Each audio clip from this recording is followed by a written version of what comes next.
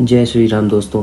आज हम पहुंचे अपनी साइट। यहाँ पर हमने देखा कि हमारे रास्ते में बहुत सारी सरिया रखी हुई थी और हमारे पास आज लेबर भी बहुत कम थी, केवल 2 लोग आए थे और यहाँ से आने जाने में बहुत दिक्कत हो रही थी। तो यहाँ से हमारे मिस्त्री साहब ने एक आइडिया लगाया, बालू को नीचे ले जाना था।